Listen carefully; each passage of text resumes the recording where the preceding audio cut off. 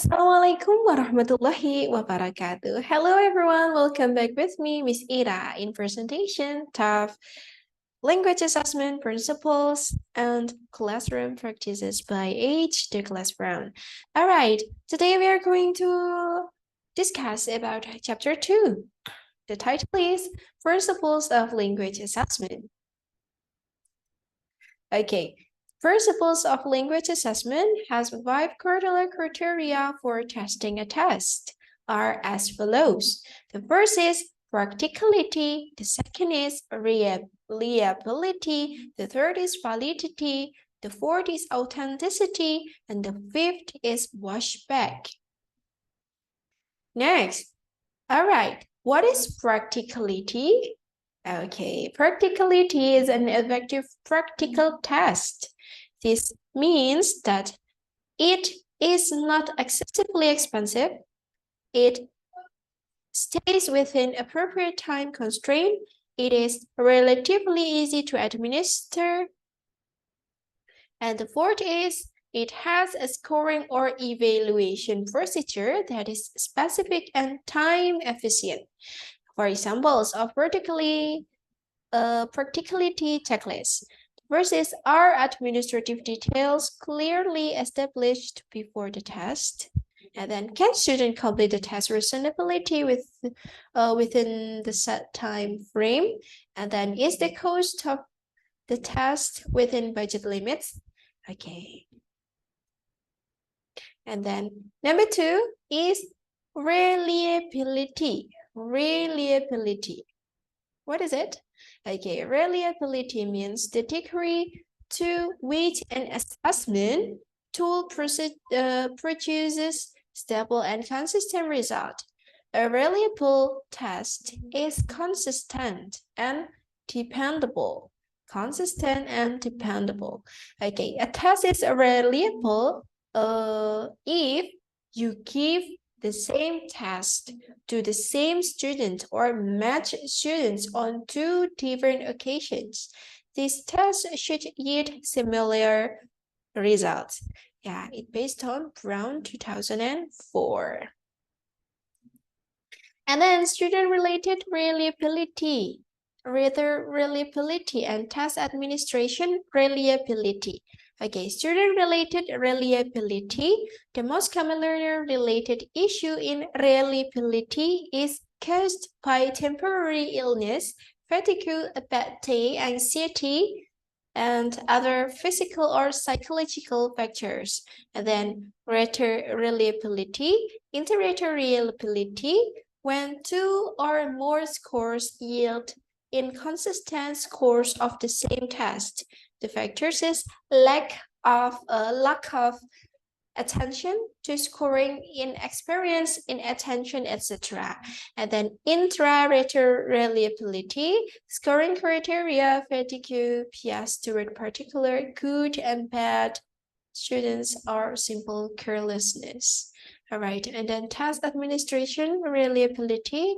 This involves the condition in which the task is administered. Unreliability occurs due to outside interference,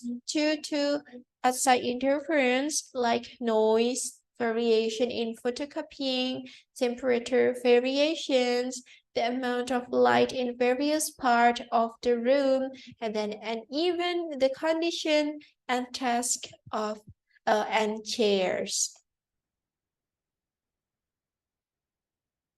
So it vacuum.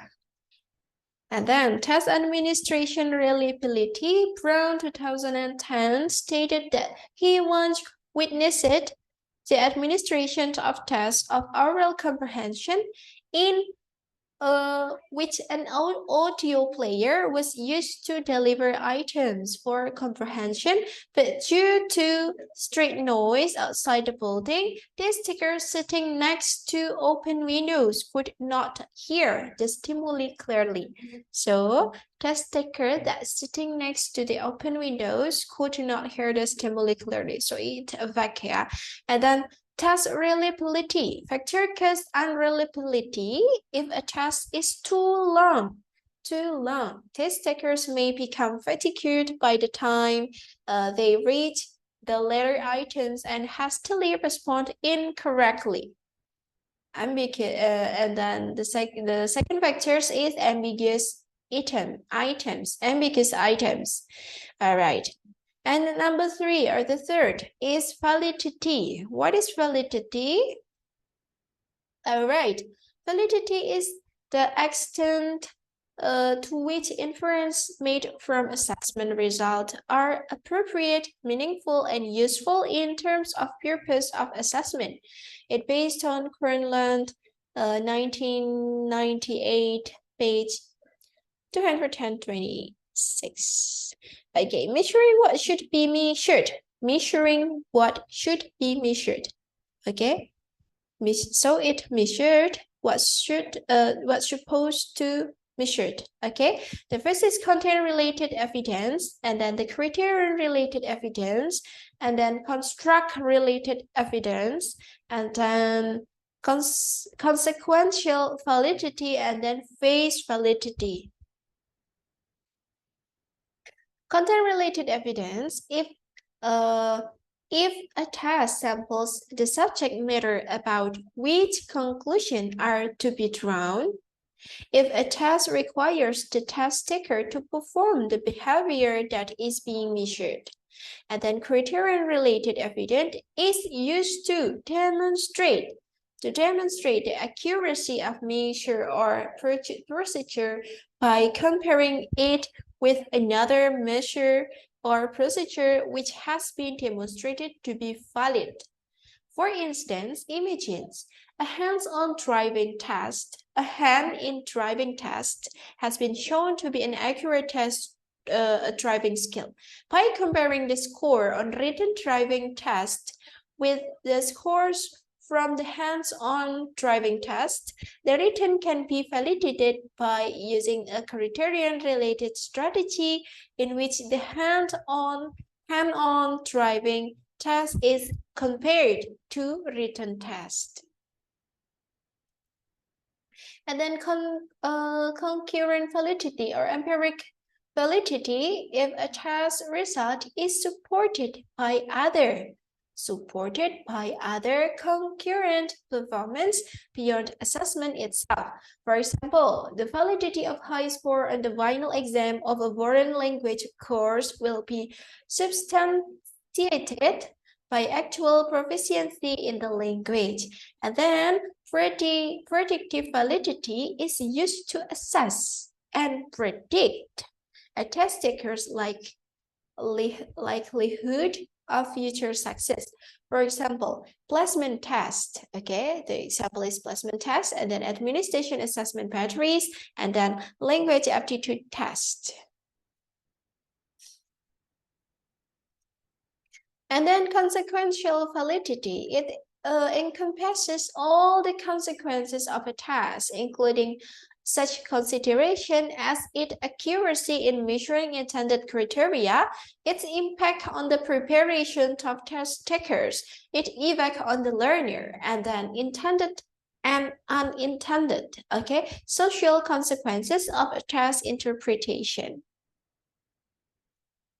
And then phase validity, what it means, okay, it refers to the degree to which a task looks right and appears to measure the knowledge or abilities it claims to measure, based on the subjective judgment of the examinees who take it, the administrative personnel who decided on its use, and other psychometrically unsophisticated observers, based on Musavi 2022.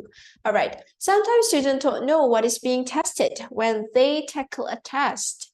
They may feel for a variety of reasons, and then that is a test isn't testing what is supposed to test. Okay, phase validity means that the students perceive the test to be valid.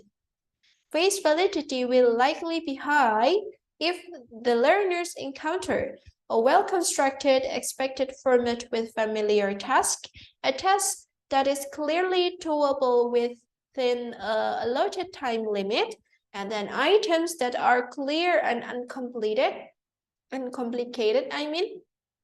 And then direction that are crystal clear, tasks that relate to their coursework, content validity, and a difficulty level that present reasonable challenge. All right.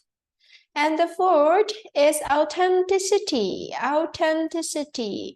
Okay, Beckman and Palmer, 1996, define as the degree of correspondence of the characteristic of a given language task to the features of a target language task, and then suggest an agenda for identifying those target language tasks and for transforming them into valid task items.